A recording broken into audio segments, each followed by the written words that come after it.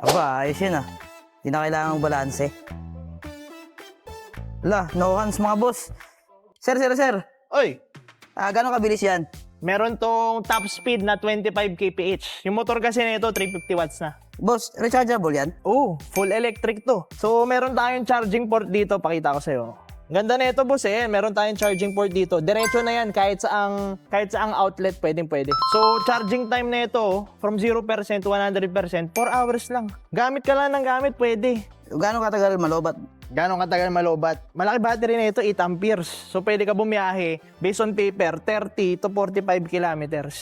Isipin mo, dito sa Tondo, Manila, hanggang Dasma, Cavite. Pwede mo pang isipin, from Tondo, Manila, hanggang Bulacan. Kaya biyahin na itong maliit na compact na electric scooter na to. Pwede pang PWD or senior? Pwede, boss. So, makikita nyo kasi, tatlo yung gulong. Ayun, no? Meron tayong dalawang solid rubber tire sa likod, wala nang flat-flat. Tapos, meron din tayong gulong sa harap. So, hindi na talaga kailangan magbalanse. Kahit tanggalin mo kamay mo, pwede. Pwede sa mall? Pwede rin, boss. Kasi compact lang to, tsaka magaan eh. Nasa ano lang to, 17 kilos.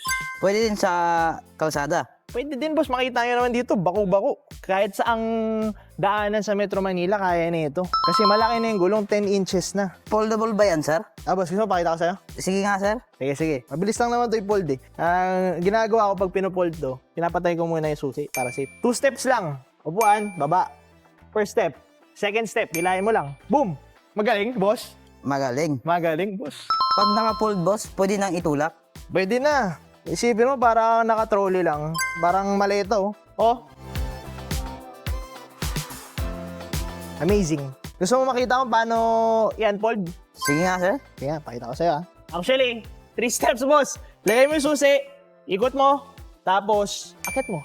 Boom, tapos na, boss. Amazing? Amazing. So, last question, boss. Pwedeng isakay sa kotse? Pwede. Ang problema natin, maghanap muna tayo kotse ngayon. Gusto mo? Tara, hanap tayo kotse. Boss, bali nakahanap na tayo ng kotse. Pakita ko lang sa inyo, no? Step 1, buksan nyo yung kotse. Step 2, i-fold nyo. Meron pala akong nakaligtaan kanina, yung handlebar nito, naka-fold din. So, mabilis ang folding lang. Lupuan muna. Katawan. Tapos, yung handlebar, napa-fold din, no? Lalong pinakompact. Tanggalin yung susi. So, magaan lang ito, mga idol.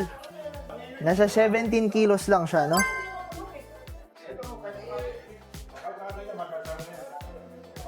Boom! Easy peasy. Sobrang compact. Boss, ang galing ah. Oo, compact lang siya. Magaan. Pwede pasok sa kotse. Yun lang ba, boss? Boss, yun lang, boss. Thank you. Sige, ingat. Tara na at maglesonan, baby.